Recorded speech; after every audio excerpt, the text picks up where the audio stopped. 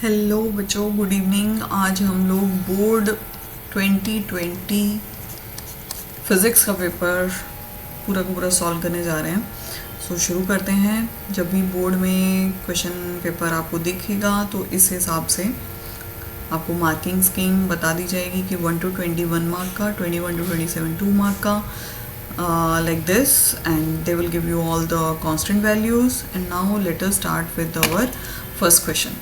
If the net electric flux through a closed surface is 0, then we can infer. देखो भैया, net electric flux जो है ना वो क्लोज सरफेस में ज़ीरो है। इसका मतलब सरफेस के अंदर कोई भी चार्ज नहीं होना चाहिए। तो आपका तो पहले ही ऑप्शन करेक्ट हो गया, no net charge is enclosed by the surface. उसके बाद सेकंड क्वेश्चन है, electric dipole consist of charges plus Q and minus Q and both are separated by distance L, and that is kept in the uniform electric field. You have to find out the potential energy of the dipole. देखो भैया, electrostatic potential energy का formula minus P vector dot E vector होता है, ठीक है, और ये stable equilibrium में है। सो मतलब कि आपका जो डायपोल है और जो इलेक्ट्रिक फील्ड है both are in the same direction, और थीटा जो है वो इसमें 0 डिग्री होगा। So it is minus P E cos 0। So हमारा जो पी है वो होता है डायपोल मोमेंट। डायपोल मोमेंट में हम लोग क्यू एल और अपना इलेक्ट्रिक फील्ड कॉस 0 की वैल्यू 1 होती है। So the answer is C. Now coming to the next question. Third question, potentiometer can measure EMF of cell because sensitivity is large, no current is drawn from the cell at balance, no current flows in the wire of potentiometer at balance, internal resistance of the cell is neglected. देखो बच्चों, यहाँ पे one of the best answer is C, no current flows in the wire of potentiometer at balance. Okay, coming to the fourth question, two resistor R1 R2 4 ohm और 6 ओम दोनों को parallel में connect कर दिया गया है अक्रॉस द बैटरी। और हमें पता है जब वो पैरेलल में कनेक्टेड होते हैं तो उनका पोटेंशियल जो है वो सेम होता है। और उन्होंने पूछा है कि पावर डिसिपेटेड आपको रेशो ढूंढना है। Power dissipated both are connected in parallel, so formula हम यूज़ करेंगे V² अपॉन R1। P2 के लिए हम लोग ले लेंगे V² अपॉन R2 और दोनों का रिलेशन निकालेंगे। सो that is R2 upon R1। R2 हमारा 6 है, R1 हमारा 4 है, तो that goes to be 3:2। So option B is correct. Okay, coming to the fifth question. Fifth question है कि magnetic dipole moment of current carrying coil does not depend on magnetic dipole moment M is equal to NIA। Number of turns बिल्कुल depend करता है भैया, तो आपका A option तो वैसे ही गलत हो गया।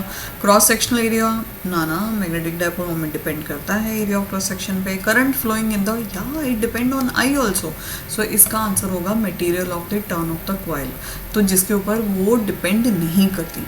Now coming to the sixth question, larger aperture of objective lens in astronomical telescope। अब भैया इसका क्या आंसर होगा? लार्जर अपर्चर की ज़रूरत क्या होती है astronomical telescope of objective lens का, ताकि रिजॉल्विंग पावर इंक्रीज हो सके। सो आंसर विल बी ए।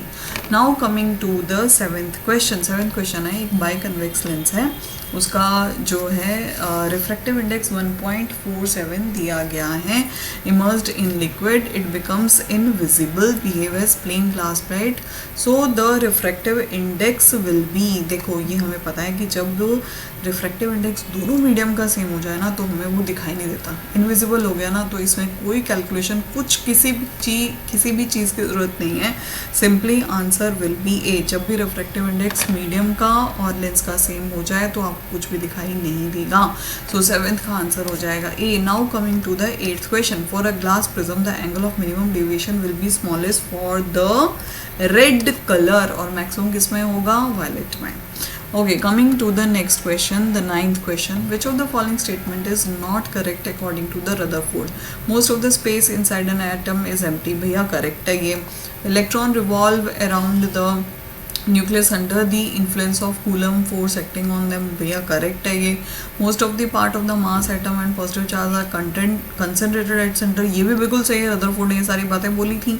अब कौन सी नॉट करेक्ट है according to the Rutherford? Stability of atom, वो उसको एक्सप्लेन नहीं कर पाया था। सो नाइन्थ का आंसर हो जाएगा D. Coming to the 10th question, photon of energy is 1.1 electron volt and 2 electron volt. Okay, metallic surface के ऊपर 1 इलेक्ट्रॉन वोल्ट और 2 इलेक्ट्रॉन वोल्ट की एनर्जीज जो हैं वो फॉल अपन हो रही हैं. और येस, इसका जो वर्क पोटेंशियल है that is 0.5 electron volt and ratio of kinetic energy दोनों की आपको ढूंढनी है. देखो बच्चों, जो हमारी इक्वेशन होती है, ये आपका फोटोन गिर रहा है, वर्क पोटेंशियल जो वो एब्जॉर्ब करता है and kinetic energy half mv1 ये हम फर्स्ट लाइट के लिए ले लेते हैं और दूसरी लाइट के लिए आपका h0 प्लस हाफ mv2 ले लेते हैं. देखो वर्क पोटेंशियल दोनों में सेम है, ठीक है. h0 की वैल्यू इसने कितनी दी है 1 इलेक्ट्रॉन वोल्ट, h0 किसने कितना दिया है 2 इलेक्ट्रॉन वोल्ट, वर्क पोटेंशियल कितना दिया है 0.5. अब भैया ये दोनों को वैल्यू को अपने इस तरफ ले जाओ और तुम्हारे पास लेफ्ट साइड पे सिर्फ काइनेटिक एनर्जी रह जाएगी. तो ये कितना हो जाएगा, 1 में से 0.5 सब्ट्रैक्ट किया, 2 में से 0.5 सब्ट्रैक्ट किया, so that goes to be 0.5. यहाँ पर आप काइनेटिक एनर्जी का रेशियो, काइनेटिक एनर्जी 1 2 दोनों लिख लो and that goes to be 0.5. Cut तो ये हो जाएगा 1:3. So the answer will be C. So 10th का आंसर हो जाएगा C. Coming to the 11th question, fill in the blank. Angle of dip at a place is 0.3 gauss. Okay, तो magnetic field तो भैया इन्होंने 0.3 दे दी है और इन्होंने एंगल ऑफ डिप 30 डिग्री दिया है. वर्टिकल कंपोनेंट ढूंढना है. हम सबको पता है कि वर्टिकल कंपोनेंट का फॉर्मूला होता है बी साइन डेल्टा और बी की वैल्यू हो गई 0.3 और हमारा साइन डेल्टा होता है साइन 30 दैट इज हाफ, तो that goes to be 0.15 gauss. Coming to the next question, laminated iron sheet are use to minimise भैया और कुछ नहीं eddy current. Now coming to the 13th question, number of turns of the solenoid are double without changing its length and area of cross section. The self inductance of the solenoid will depend. देखो जो self inductance का formula होता है ना वो होता है L is equal to μ0 n square A बटा L for the solenoid. तो मतलब L is directly proportional to n का स्क्वायर. तो नंबर ऑफ टर्न्स डबल, तो मतलब ये हो गया तुम्हारा 4 times. Coming to the next question, 14th, according to the Bohr's atomic model, circumference of the electron orbit is always integral multiple of a de Broglie wavelength. In beta decay, parent and daughter nuclei have the same number of. देखो beta decay में ना कुछ खास change नहीं होता है, जो nucleus के अंदर है वो कुछ चेंज नहीं होगा, इलेक्ट्रॉन का एमिशन होता है. तो मैं यहाँ पर ये बोलूँगी कि बीटा डिके के दौरान कुछ भी चेंज नहीं होगा, दैट विल रिमेन सेम. क्या रिमेन सेम? न्यूक्लियॉन्स. न्यूक्लियस के अंदर जो भी पार्ट है वो कुछ भी बाहर नहीं निकलने वाला, तो सब कुछ सेम रहने वाला है. Proton neutron all are going to be same. Okay, so there is no change in mass number in cut short. The ray of light, 15th question, ray of light on passing through equilateral glass prism offer minimum deviation equal to the angle of prism. The value of refractive index of the prism will be. देखो बच्चों, ये question में ना आपको angle of prism तो दिया गया है, इक्विलेटरल ट्राइंगल है ना, तो angle of prism will be 60 degree. Deviation delta M और एंगल ऑफ प्रिज्म दोनों उसने बोला है कि सेम है. म्यू का फॉर्मूला लिखो साइन ए प्लस डेल्टा एम बटे 2 डिवाइडेड बाय साइन ए बटा 2. वैल्यू पुट करो 60 120 बटा 2, तो ये हो गया तुम लोगों का साइन 60. ए 60 था 30, ठीक है, साइन 30 साइन 60 √3/2 और साइन 30 कितना होता है 1/2. 2 कटा और यहाँ पे आंसर आ गया √3. Coming to the next question, write the mathematical form of Ampere Maxwell circuital law. Ampere Maxwell circuital law ये तो आपको याद रखना पड़ेगा. Close integral B vector dot dl vector is equal to μ0 IC plus ID, मतलब कि conduction current plus displacement current का जोड़. Now coming to the 17th question, how does an increase in doping concentration affect the width of depletion layer of PN junction diode. भैया reduce, कम हो जाती है. Coming to the next question का ए मतलब और के ऊपर वाला पार्ट, रेडियस, न्यूक्लियर रेडियस. देखो भैया सीधा R is equal to R0 A की पावर 1/3 और यहाँ पर कॉपर एंड एल्यूमिनियम दोनों का दिया गया है, तो R कॉपर R एल्यूमिनियम, ठीक है. R0 भैया ये तो कांस्टेंट है, कोई टेंशन ही नहीं. तो कॉपर 1/3, R0 एल्यूमिनियम का mass number 1/3, R not cancel, copper का मास 64 1/3 और एल्यूमिनियम का 27 1/3, इसका आ जाएगा 4 और 27 का आ जाएगा 3। और हमारा एल्यूमिनियम का कितना दिया गया है, आर कॉपर को एक तरफ रखो, आर एल्यूमिनियम एक तरफ ले जाओ, आर एल्यूमिनियम इस 3.6, तो इसको कट करो 1.2 और 12 चौक 48 4.8, तो यहाँ आंसर हमारा आएगा 4.8 fermi metre. Okay, coming to the next question, proton and electron have equal speed, find the ratio of the de Broglie. देखो de Broglie wavelength lambda is equal to h/mv। बिना ज़्यादा सोचे समझे हमारा प्लैंक्स कांस्टेंट है, v हमारा constant है क्योंकि दोनों की वैल्यू सेम है, सो लैम्डा और m के बीच में होगा inverse relation, so lambda proton lambda electron, mass of electron mass of proton. तो हमारा जो मास ऑफ इलेक्ट्रॉन अगर मैं 1 टाइम लेती हूँ तो प्रोटॉन का mass 1837, so the answer will be 1/1837 या 1836, whatever you take. Okay, coming to the 19th question, the variation of stopping potential with the frequency. ठीक है, तो यहाँ पे एक्सट्रापोलेशन करनी पड़ेगी हम लोगों को। और okay, the two different photosensitive surfaces M1 and M2 is shown in the figure, identify the surface which have greater value of work function। देखो हमें क्लियरली पता चल रहा है M2 का वर्क पोटेंशियल या वर्क फंक्शन ज़्यादा होगा, सो हमारा आंसर यहाँ पे जाएगा M2 को। Now the next question 20th, why cannot we use silicon and germanium in fabrication of visible LED। देखो भैया, जो सिलिकॉन और जर्मेनियम होते हैं उनको हम फैब्रिकेशन में यूज़ नहीं कर सकते हैं क्योंकि LED के लिए energy gap, because their energy gap is less than 1.8 electron volt, so वो हमें सिलिकॉन जर्मेनियम में नहीं मिलता। Now coming to the 21st question, explain the principle of working of metre bridge. Metre bridge की working बताइए, draw the circuit diagram for determination of an unknown resistance using it. देखो metre bridge का अगर मैं principle बात करूँ तो that is based on Wheatstone bridge, और व्हीटस्टोन ब्रिज का आपको सबको पता है कि हम लोग यूँ करके जो है डायग्राम बना देते हैं, और ये हमारी बैटरी कनेक्ट हो गई है, और ये हमारा यहाँ पे गैल्वेनोमीटर जो कि नल रीडिंग देगा, और यहाँ पर current I1, current I2, if I take it R1, if I take R2, this is R3, this is R4, this is standard arm, right, this is unknown arm. So this is all about the meter bridge, जो कि जिसका principal balance Wheatstone bridge होता है, और balance Wheatstone bridge की condition क्या होगी, R1/R2 is equal to R3/R4। लेकिन ये कौन से पॉइंट पे आपको मिलेगा, एट नल पॉइंट, जहाँ पे आपका IG 0 के बराबर हो जाएगा। और मीटर ब्रिज का डायग्राम अगर हमें बनाने के लिए आए तो आपको स्टैंडर्ड जो NCERT में दिया गया है that you have to draw, please learn that by heart. मैं यहाँ पे एक रफ डायग्राम तुम लोगों के सामने बना रही हूँ, but I would suggest you please learn from the NCERT book and you connect it with the EMF, and here is the key and you connect it, key is closed, and we see here you can put 1 meter scale, यहाँ पे metre scale एक आप draw कर दो तभी इसको metre bridge बोलते हैं, और यहाँ कहीं पर हमारा नल पॉइंट आ जाएगा। If this is L1 and the here is 100 minus L1, yes, यहाँ पे आप जो है अपनी रेजिस्टेंस बॉक्स ड्रॉ कर दो R and S, और ये हमारे कनेक्शंस हैं।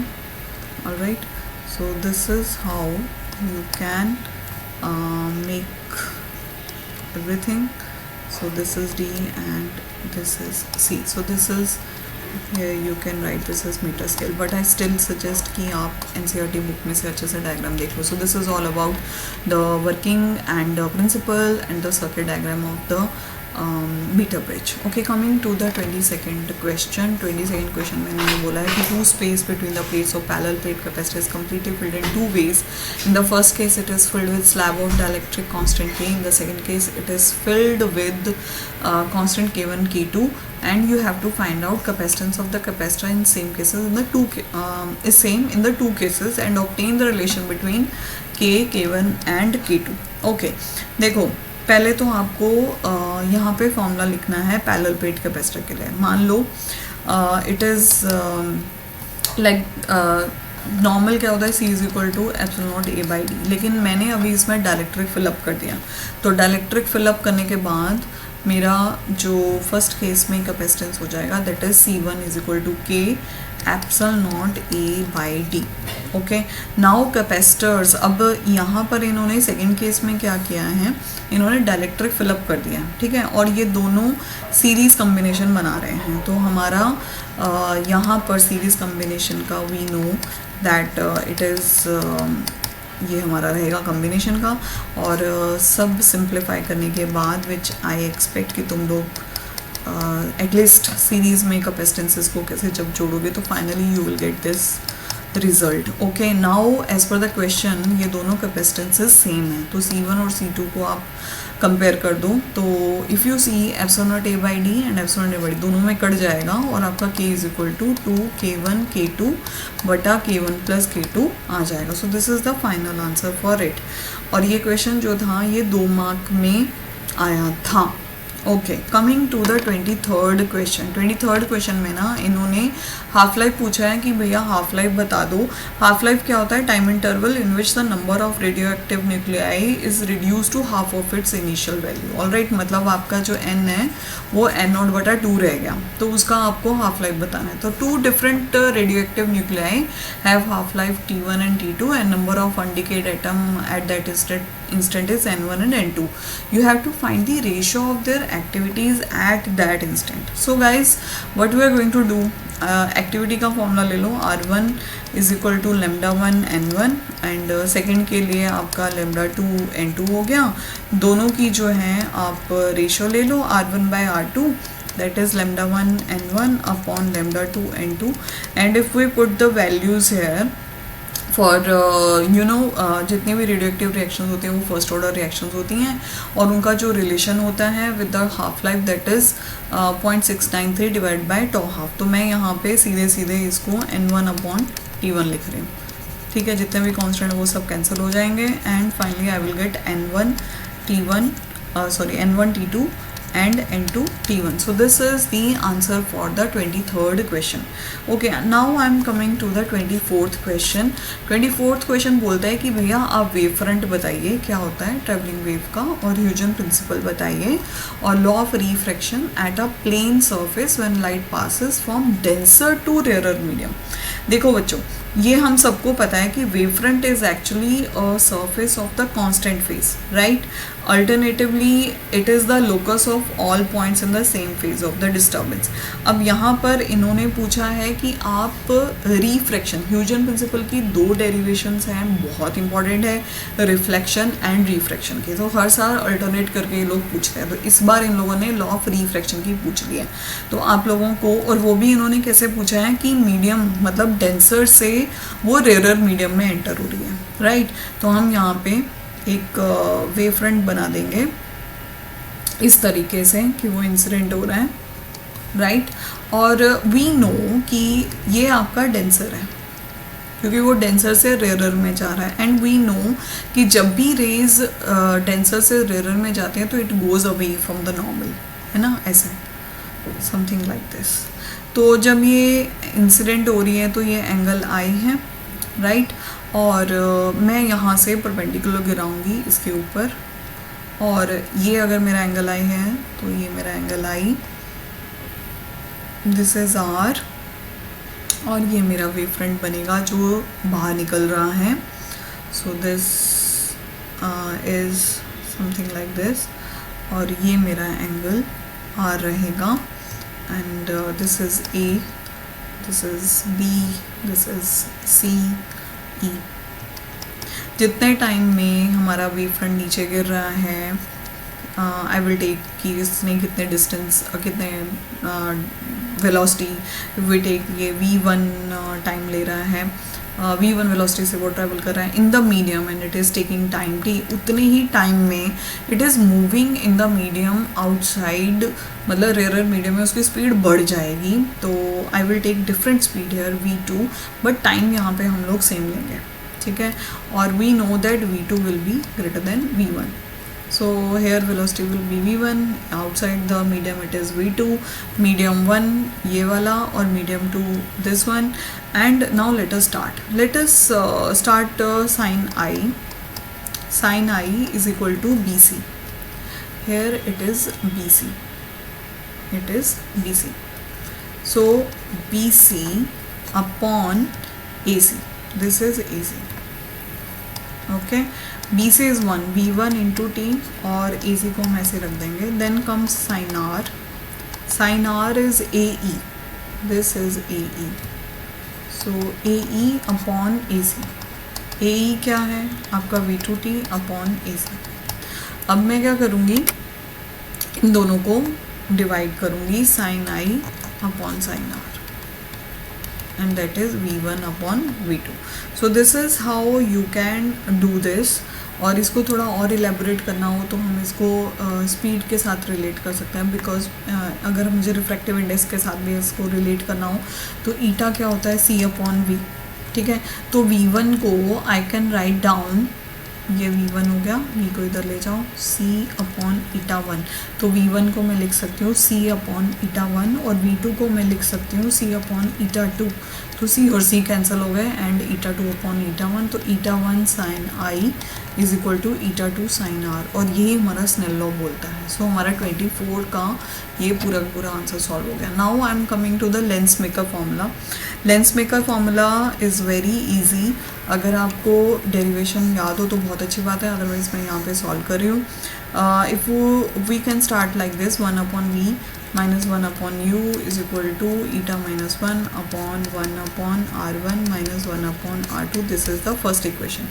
और u मैं इनफाइनाइट ले रही हूँ, तो v की वैल्यू मेरी f हो जाएगी and this is going to be 1 upon f, क्योंकि 1 upon V minus 1 upon U F होता है, और ये आपका हो जाएगा eta minus 1 and 1 upon r1 minus 1 upon r2। So the final answer is going to be this, the lens formula. Okay, so 24th हमारा पूरा सॉल्व हो गया। Now I am coming to the 25th question. 25th question बोलता है कि दो straight parallel wires हैं at a distance d carrying current I flowing in the same direction. तो आपको magnetic field at point P ढूंढना है, situated between them at a distance x from the wire. मतलब ये यहाँ कहीं कुछ इन्होंने यहाँ पे डाला हुआ है और ये वाला डिस्टेंस जो है वो है आपका d माइनस एक्स। तो A से लेके P तक के बीच में, मतलब इस फर्स्ट केस के लिए तो मेरा जो मैग्नेटिक फील्ड होगा that B1 it's going to be mu naught I upon 2πx, ठीक है। और मेरे second d minus X distance की दूरी पर जो वायर है उसका जो मैग्नेटिक फील्ड होगा B2 that will be mu naught I upon 2πd minus x. And we know very well that these two wires are carrying current in the same direction. So मेरा जो net यहाँ पर आप अपना right hand screw rule use करके भी magnetic field की directions अगर आप ध्यान दोगे तो A से अगर आप मैग्नेटिक फील्ड ढूंढोगे ना तो मैग्नेटिक फील्ड P में इनवर्ट जा रहा होगा इनटू द पेपर, ठीक है। और B में भी आपको कंडीशन ये रखनी है कि दोनों में सेम डायरेक्शन में करंट जा रहा है। तो सेम डायरेक्शन, अगर B को आप B के ऊपर अपना थंब रख के और फिर मैग्नेटिक फील्ड देखोगे तो यू विल रियलाइज़ कि मैग्नेटिक फील्ड की जो डायरेक्शन है दैट इज़ कमिंग आउटवर्ड। मतलब A की तरफ से ये इनवर्ड है और B की तरफ से ये आउटवर्ड है। तो मतलब हमारा जो नेट B नेट होगा ना उसमें हमें सब्ट्रैक्ट करना पड़ेगा B1 minus B2। So this is mu naught I upon 2πx minus mu naught I upon 2πd minus x, and if you solve this further you will finally get the answer mu naught I d minus 2x upon 2πd minus x into x। और इन्होंने ये तो चलो हमारा आ गया कि इतना है, बट हमारा अभी ग्राफिकल रिप्रेजेंटेशन है। तो ग्राफिकल रिप्रेजेंटेशन में इसमें अगर मैं मान लूँ कि ये मिड वाला पॉइंट ले लो कि d/2 पे, ठीक है। तो हमारा जो बी के पास मैग्नेटिक फील्ड बढ़ता जाएगा, मतलब if you come closer to the wire ना, तो मैग्नेटिक फील्ड, मान लो ये फर्स्ट वायर है और ये दूसरी वायर है, तो मैग्नेटिक फील्ड बढ़ेगा। ठीक है। तो जितना आप इससे दूर जाते जाओगे मैग्नेटिक फील्ड की स्ट्रेंथ कम होती जाएगी। मतलब मैं अगर ऐसे ड्रॉ करूँ तो इधर मैग्नेटिक फील्ड है और इधर मेरा डिस्टेंस है, तो मेरा ओवरऑल जो मैग्नेटिक फील्ड की स्ट्रेंथ आएगी ना, वो ऐसी आएगी, यूं करके। अब तुम लोग बोलोगे ऐसा उल्टा क्यों हो गया? क्योंकि मैग्नेटिक फील्ड की डायरेक्शन भी चेंज हो रही है ना। वो मैंने आपको यहाँ पे बोला कि सेम डायरेक्शन में मैग्नेटिक फील्ड करंट फ्लो हो रहा है। आपको यहाँ इस पर्टिकुलर पॉइंट पे मैग्नेटिक फील्ड ढूंढना है, तो आप राइट हैंड अपना राइट हैंड रूल यूज़ करो, थंब रूल यूज़ करो, और वायर जो है इस तरफ डायरेक्शन लेके, और देखो आपकी फिंगर्स किस डायरेक्शन में स्वर्लिंग हो रही हैं, तो उस डायरेक्शन से आपको पता चलेगा कि दोनों की ऑपोजिट डायरेक्शन है। So that's why we are getting graph like this. Okay, coming to the end yes, this is important कि ये 0 से लेके D तक का ही पूछ रहा है। Okay, coming to the 26th question. 26th question बोलता है कि Bohr atomic model derive an expression for the radius of nth orbit of revolving electron in hydrogen atom. अब यहाँ पर if I have to start, हमें पता है कि जो हमारी डेरिवेशन है उसमें इलेक्ट्रोस्टैटिक फोर्स और सेंट्रीफ्यूगल फोर्स दोनों सेम होती हैं, तो you have to start with Fc is equal to Fe। हालांकि मैं एक्सपेक्ट करती हूँ कि तुम लोगों को ये डेरिवेशंस अभी आती होंगी, but still I am writing here no KZE square upon RN square, and जो भी कट हो सकता है वो काट वाट दो, ये कट गया। ठीक है। So ME VN square RN is equal to KZE square. Okay, जो हमारा बोहर का सेकेंड पॉस्टुलेट है, सेकेंड पॉस्टुलेट, उसके हिसाब से L is equal to ME VN RN that is equal to NH upon 2 और जो मेरा RN है that is N square H square upon 4 square MEKE square Z। तो Z की वैल्यू आप 1 पुट कर दो इसमें, तो आपका फॉर्मूला खाली यहाँ तक आके 0 अपॉन हो जाएगा। So that is the as per this hydrogen atom के हिसाब से आपका फाइनल आंसर ये होगा। ओके, इन्होंने और पार्ट में ना ये पूछा है कि right 2 main observation of photoelectric effect which could only explain by Einstein photoelectric equation. देखो, इसमें इन्होंने 2 पॉइंट पूछे हैं। तो पहली ऑब्जर्वेशन तो मैं ये बोलूँगी कि there exist threshold frequency, there exist threshold frequency with below which no photoelectron is ejected। एक तो ये पॉइंट आपको इसमें लिखना है, और दूसरा पॉइंट इसमें आ जाएगा कि kinetic energy of electron depend linearly on frequency. वो सीधा फ्रीक्वेंसी के ऊपर डिपेंड करती है, इंटेंसिटी के साथ उसका कोई रिलेशन नहीं है। It is independent of intensity of the radiation. So ये हमारी फर्स्ट 2 ऑब्जर्वेशंस हो गई। उसके बाद इन्होंने बोला है कि ग्राफ प्लॉट करो। तो ग्राफ के लिए तो मैं आपको बोलूँगी कि आपको ये वाला आपका जो ये आपका कलेक्टर प्लेट पोटेंशियल होगा, इस तरफ प्लेट पोटेंशियल, और इस तरफ तुम लोगों के फोटो इलेक्ट्रॉन्स हो जाएंगे, फोटो करंट। ठीक है। और हमारा ग्राफ जो है ना वो यहाँ से ऐसे स्टार्ट होगा, यूँ करके डिफरेंट इंटेंसिटीज़ के लिए। So you will get like this. So different आपका ये वाला पार्ट हो जाएगा I1, this is going to be I2, this is going to be I3, और I3 is greater than I2 greater than I1, और यहाँ पर -V0, and here we have to write retarding potential. Please do take care of all the XYZ, जो भी XY के वो होते हैं एक्सेस पे क्या क्या आपको शो करना है वो प्लीज़ पूरा लिखना है, ऐसे छोड़ के नहीं आना कि ग्राफ पूरा बता दो और ये Y और X पे क्या है वो लिखो ही मत। तो यहाँ पे आपका ये स्टॉपिंग पोटेंशियल आ जाएगा। Okay, coming to the 27th question. Depletion layer क्या होती है, पोटेंशियल बैरियर क्या होता है, इसके बारे में आपको एक्सप्लेन करना है। देखो, डिप्लीशन रीजन वो है जहाँ पे कोई भी किसी भी तरीके की मोबिलिटी नहीं है, मतलब वहाँ पे इमोबाइल कैरियर्स हैं या फिर आयंस हैं।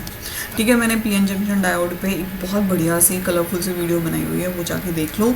और उसके बाद पोटेंशियल बैरियर क्या होता है। पोटेंशियल बैरियर देखो, जब आपके नेगेटिव चार्ज पी रीजन में एक्युमुलेट हो गए, ठीक है, ये हमारा पीएन जंक्शन है, ये पी है और ये एन है, ये हमारा जंक्शन है।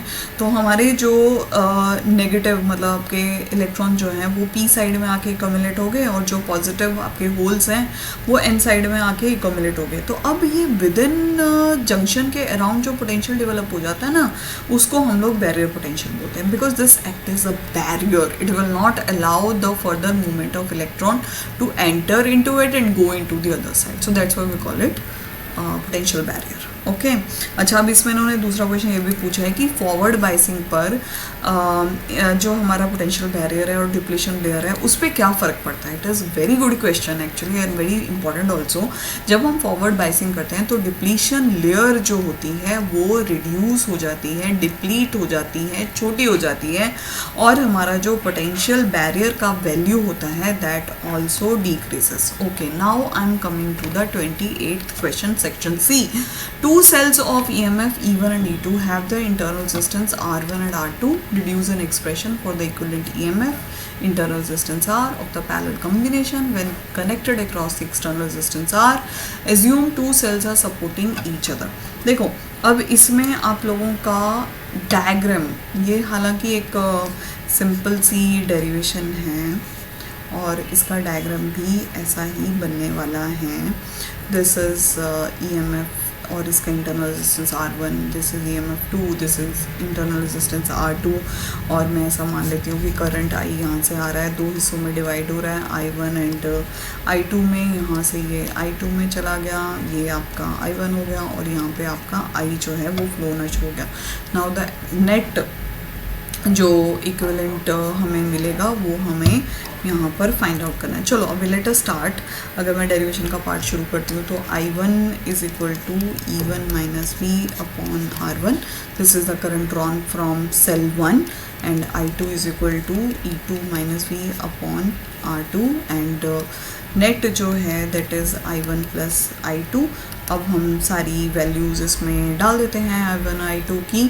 तो जब आप इसको पूरा सॉल्व कर दोगे ना, ये I1 और I2 इन दोनों की वैल्यूज़ यहाँ पे डाल दो, पूरा इसका LCM लेके इसको सॉल्व कर दो, तो आपको जो फाइनल आंसर मिलता है वो कुछ इस तरीके से देखने को मिलता है। मैंने यहाँ फटाफट कर दिया बिकॉज हमने क्लास में इतनी बार किया है, तो आई एक्सपेक्ट कि तुम लोगों को अभी तक ये डेरिवेशन आती होगी, बट आप एग्ज़ाम में एकदम सीधे से ये सॉल्व पूरा करने वाले हूँ। So this is minus I R1 R2 upon R2 plus R1, ठीक है। तो ये हमारा पोटेंशियल हो गया। Now V is equal to E equivalent minus I R equivalent, जो आपका इंटरनल रेजिस्टेंस का R है, और हमारा E इक्विवेलेंट कितना पार्ट आता है, ये आपका E इक्विवेलेंट है, ठीक है। और R इक्विवेलेंट कितना है, ये इतना आपका R इक्विवेलेंट है। तो अब यहाँ इन्होंने न्यूमेरिकल में B पार्ट में ये पूछा है कि दो सेल है, आइडेंटिकल है, EMF 5 वोल्ट, रेजिस्टेंस 2 ओम इंटरनल वाली, एंड कैलकुलेट वोल्टेज। V आपको ढूंढना है। तो हम क्या करेंगे, सीधे पहले तो आप R इक्विवेलेंट निकाल लो कि आपका R इफेक्टिव कितना होगा। तो R इफेक्टिव में हम लोग क्या करेंगे, यही R इफेक्टिव आपको दोनों की वैल्यू दी गई है कि 2 2 है, तो 2 इंटू 2 डिवाइडेड बाई 2 प्लस 2, तो ये 4, 2 2 ज़ा 4 and 2 plus 2 4, so it's answer is 1। तो ये तो आपका 1 आ गया। और I इफेक्टिव, I की वैल्यू निकालने के लिए E effective upon R plus R effective, है ना। तो E इफेक्टिव कितना है आपका यहाँ पर 5, और बाहर एक्सटर्नल रेजिस्टेंस इन्होंने 10 दे के रखी है कि 10 है, 10 कनेक्ट की गई है। तो 10 और आपका R इक्विवेलेंट कितना आया 1, तो 5/11।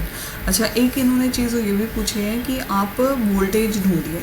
तो वोल्टेज ढूंढने के लिए मुझे क्या करना पड़ेगा, 5/11 और 10 के अराउंड, अक्रॉस 10, तो मैं इसको यहाँ पे 10 के साथ मल्टीप्लाई कर दूँगी, सो मेरा आंसर हो जाएगा 50/11 एंड पूरा इसको सॉल्व करेंगे तो this is 4.54 volt. So this is the answer for it.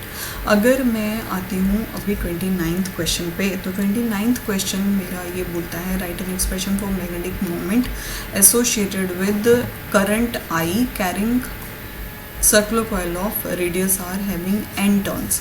Okay, ये क्वेश्चन में हमारा एक्चुअली पूरा का पूरा डेरिवेशन पार्ट आएगा, और इसमें डेरिवेशन कौन सी होगी, लेट मी सॉल्व हेयर। ये डेरिवेशन में हम लोगों ने क्या करना है, पहले तो एक रिंग बना लो, ठीक है, और ये यहाँ से लेके यहाँ तक, this is x, this is radius r, ये हमारा x एक्सेस हो गया, ये हमारा y एक्सेस हो गया, और ये पॉइंट P हो गया, और ये हमारा रिजल्टेंट dB हो गया, ठीक है। This is going to be the dBx part and this is going to be the perpendicular part. Okay, this is theta, and if we say this is di and this is di, और ये हमारा हो गया z access, और यहाँ पे current I जो है इस तरीके से फ्लो हो रहा है। ओके, मैग्नेटिक मोमेंट उसका फॉर्मूला होता है NIA। ओके, तो यहाँ पे A जो है that is pi R square, और बायट-सैवर्ट्स लॉ लगा कर लिखना है आपको यहाँ पे, using Biot Savart's law, mu naught I upon 4 pi dl vector cross r vector upon r cube. So dB is going to be mu naught I dl upon 4 pi r square.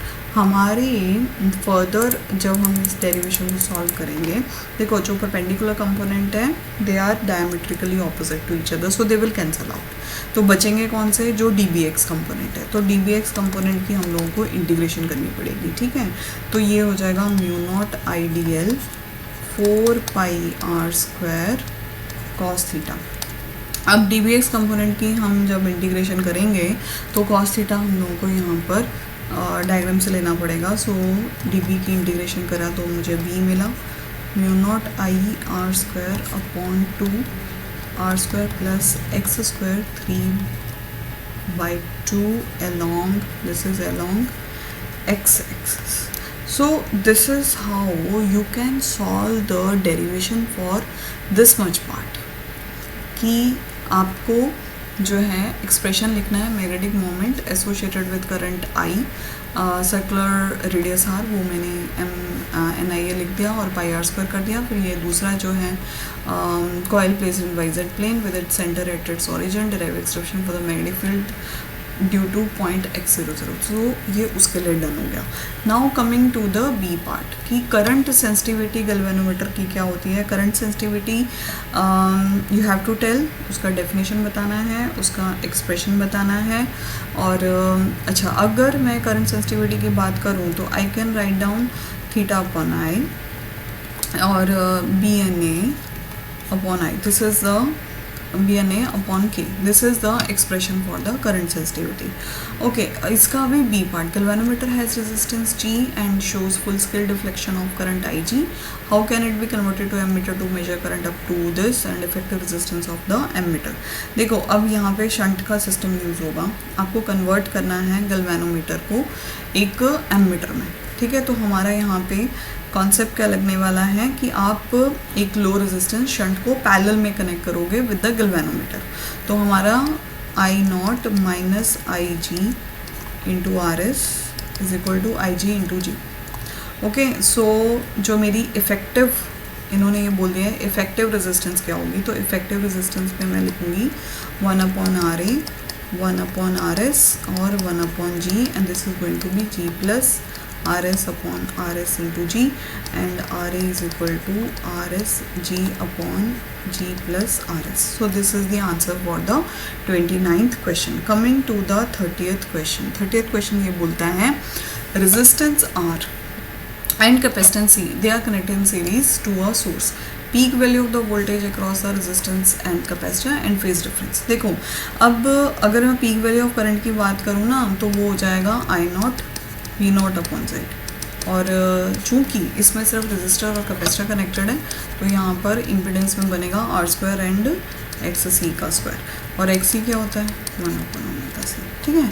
और we R क्या होगा I naught R, तो V naught R upon root of X C square plus R square. Okay, now they are asking about the capacitor also कि peak value of voltage, ये मैंने resistance के across निकाल दी, अभी capacitor के across, तो ये हो जाएगा वी सी और आई नॉट एंड एक्स सी। तो आई नॉट और ये आई नॉट की वैल्यू यहाँ पर आ जाएगी आपकी V naught upon root of X C का स्क्वायर एंड आर स्क्वायर, और हमारा आ जाएगा X into C. So this is the voltage across peak value of voltage across the capacitor. Now coming to the phase difference. Phase difference के लिए हमारा simple formula tangent phi combination for resistor and capacitor के लिए XC by R, XC by R and which of them will lead. current lead करता है जब RC combination होता है तो उसमें current will lead applied voltage by phase difference phi. So that will be the answer. और phasor diagram आपको इसमें ड्रॉ कर लेना है। Okay, coming to the 31st question. 31st question ये बोलता है कि what is the effect of interference fringes in YDAC due to, मतलब आपका Young's double slit experiment, justify your answer. अगर स्क्रीन को दूर कर दिया जाए, देखो स्क्रीन को दूर करने पे आपका जो फ्रिंज विड्थ है, देखो beta is directly proportional to D होता है, तो फ्रिंज विड्थ जो है वो इंक्रीज हो जाएगी जैसे आप डी को बढ़ा दोगे, मतलब स्क्रीन को दूर ले जाओगे। Separation between the slit is increase, beta का मतलब फ्रिंज विड्थ का रिलेशन आपकी जो स्लिट के बीच में डिस्टेंस होता है उससे इन्वर्स होता है। तो अगर आप स्लिट के बीच में डिस्टेंस को इंक्रीज करते हो तो बीटा विल श्योरली डिक्रीज, ठीक है, तो वो डिक्रीज हो जाएगा। Source slit is moved closer to the plane of double slit. See guys, यहाँ पर फ्रिंजेस जो हैं वो डिसअपेयर हो जाएंगी क्योंकि वो जो कंडीशन होती है ना वो सेटिस्फाई नहीं होती यहाँ पे, तो वो डिसअपेयर ही हो जाएंगी। Okay, coming to the 32nd question. 32nd question क्या है? Write the expression of the speed of light in material medium of relative permittivity epsilon r and relative magnetic permeability mu r। देखो speed of light का formula क्या होता है? v is equal to 1/म्यू epsilon, और इसका पूरा अगर मैं रिलेशन यूज़ करूँ तो this is mu naught mu r epsilon r, और ये हमारा हो गया स्पीड का रिलेशन। उसके बाद इन्होंने बोला कि वेवलेंथ रेंज बताइए, नेम ऑफ इलेक्ट्रोमैग्नेटिक वेव बताइए राडार सिस्टम के लिए। तो भैया माइक्रोवेव रेंज होती है 10⁻³ मीटर से लेके 10⁻⁻1 मीटर तक, और earth satellite to observe the growth of crops, तो यहाँ पे इंफ्रारेड वेव रेंज यूज़ होती है, दैट इज़ 1 मिलीमीटर से लेके 700 नैनोमीटर तक। Okay, coming to the 33rd question. 33rd question ये बोलता है कि आपको ये क्वेश्चन है, एक एलिमेंट है Y, उसका atomic number 92, mass number 235, initially at rest, decay to 231 and 90, element X emitting alpha particle. Binding energies इन लोगों ने देके रखी हैं, ठीक है, और आपको फाइंड आउट करना है speed of the emitted particle. See guys, सीधा फॉर्मूला है हमारा, that is mx and m alpha c square. Put all the values. Okay, हम अब अगर रिलेशंस को मेगा इलेक्ट्रॉन वोल्ट में अगर कन्वर्ट करना चाहें और मास का हम रिलेशन यूज़ करें तो 235 इंटू आपने क्या करना है, ये c स्क्वायर को ना सबके साथ मल्टीप्लाई कर देना है, ठीक है, ये ऐसे करके इसके साथ मल्टीप्लाई कर दो और फिर सीधा आप यहाँ पे वैल्यू यूज़ करो 235 और 7.8, उसके बाद 231 एंड 7.835, और उसके बाद अपना मास नंबर 4 और 7.07 MeV, और सारी वैल्यूज़ इन सबको सॉल्व करो, माइनस में आंसर आएगा आपका -5.165 MeV। ठीक है। तो यहाँ पर नेगेटिव में आया था और इसलिए बच्चों को इस पर्टिकुलर क्वेश्चन के फुल मार्क्स दे दिए गए थे, क्योंकि नेगेटिव में कभी वैल्यू आती नहीं है काइनेटिक एनर्जी की। तो ये क्वेश्चन एक बोनस क्वेश्चन सबके लिए निकल कर आया था। Coming to the 34th question. 34th question में इन्होंने जेनर डायोड बोला हुआ है, जो कि अभी इस टाइम पे सिलेबस में कट है, so I am not going to do it. What is the purpose of heavy doping of P N junction? भैया जेनर डायोड देखो जल्दी ब्रेकिंग जो होते हैं ना, ब्रेकडाउन वोल्टेज जल्दी मिल जाता है, इसलिए जो है हम डिप्लीशन रीजन विड्थ जो है वो छोटी हो जाती है। तो इसलिए जेनर डायोड में ब्रेकडाउन वोल्टेज जल्दी पाने के लिए we dope it very high. Coming to the next question. Using Gauss law, derive expression for the electric field due to spherical shell of uniform charge distribution, this and this. See guys, इसमें आपको सीधा सीधा Gauss law वाला relation use करना है। E vector dot D A vector is equal to Q by epsilon. Q कौन सा? जो इन द स्फीयर है। ओके, इनसाइड के लिए क्यू इन 0 है, तो भैया आपका फर्स्ट केस तो वैसे ही 0 हो जाएगा। ई vector dot D A vector, क्योंकि उसमें कुछ है नहीं, तो ई इज इक्वल टू 0। अच्छा, उसके बाद हमारा सेकंड है, जब वो सरफेस के ऊपर है तो Q is equal to sigma 4 pi R square का कॉन्सेप्ट यूज़ होगा, और हमारा ई वेक्टर और dot D A vector is equal to Q upon epsilon nought, और ई जो है वो हमारा कांस्टेंट है, डी ए जो है हमारा 4 पाई आप डायग्राम बनाते हो ना, उसका अंदर रख रहे हैं, सरफेस के ऊपर रख रहे हैं और आउटसाइड रख रहे हैं। तो आउटसाइड के लिए आई एम टेकिंग एक्स, तो this is 4 pi x square, so it is going to be q by epsilon naught, and the final answer is E is equal to sigma r square upon epsilon naught into x. So because as per the question asked, I have given you the 2 answers. और इसका अगर आपको diagram में दिक्कत आ रही हो तो आप जाके अपनी NCERT बुक देखो, उसमें इसका पर्टिकुलर बढ़िया सा डायग्राम देख के रखा है। Okay, I am coming to the B part. B part क्या है? इलेक्ट्रिक फील्ड दिया गया है, it is acting along plus axis, this end this end net flux through the cylinder. Please ये क्वेश्चन देख लो, स्क्रीनशॉट ले लो, और ये क्वेश्चन को मैं अभी सॉल्व कर रही हूँ। क्वेश्चन में इन्होंने जो है एक सिलेंडर दिया हुआ है, राइट, इस तरीके से, और ये हमारा एक्स एक्सिस है, ये हमारा वाई एक्सिस है, ये आपके NCERT का ही क्वेश्चन है। और अब अगर देखा जाए तो यहाँ पे 2 सर्फेसेस हैं, इसमें इलेक्ट्रिक फील्ड इस तरफ है और इसका एरिया वेक्टर भी सेम डायरेक्शन में है, और इसमें जो है आपका इलेक्ट्रिक फील्ड की डायरेक्शन ये है, लेकिन एरिया वेक्टर परपेंडिकुलर डायरेक्शन में है। और इसमें भी इलेक्ट्रिक फील्ड, इस वाले फेस में electric field is in this direction and area vector is in this direction, तो both are in the same direction. ये वाला डिस्टेंस हम पॉजिटिव 10 सेंटीमीटर लेंगे और ये वाला डिस्टेंस हम -10 सेंटीमीटर लेंगे, एंड द टोटल डिस्टेंस जो सिलेंडर की लेंथ है वो 20 है, और इसका जो रेडियस है वो 5 सेंटीमीटर है। So let us start. अब हमारा जो नेट आउटवर्ड फ्लक्स होगा ना, जो इन्होंने फर्स्ट ये पार्ट बोला कि नेट आउटवर्ड फ्लक्स बताएं, तो वो तो सिंपली आप ऐड कर दो ई ए प्लस ई ए, ठीक है, सारी वैल्यूज़ पुट कर दोगे। ए जो है वो आपका पाई आर स्क्वायर हो जाएगा, इलेक्ट्रिक फील्ड इन्होंने दिया हुआ है, तो सारी वैल्यूज़ पुट करके 2.14 आपका इसका आंसर होना चाहिए। दूसरा इन्होंने बोला है कि नेट चार्ज ढूंढो। नेट चार्ज के लिए कुछ नहीं है, आप phi is equal to Q by epsilon nought का फॉर्मूला यूज़ करो और क्यू की वैल्यू लो एप्सिलॉन नॉट इंटू फाई, और ये आपने फाई ऊपर ढूंढा ही है, और इसमें आप वैल्यू जो है पूरी 8.85 into 10⁻⁻12 and 3.14. You put the values, you will get answer 2.78 into 10⁻⁻11 coulomb. So this is how you can solve the B part of it. So this is all about today, and in the next part I am going to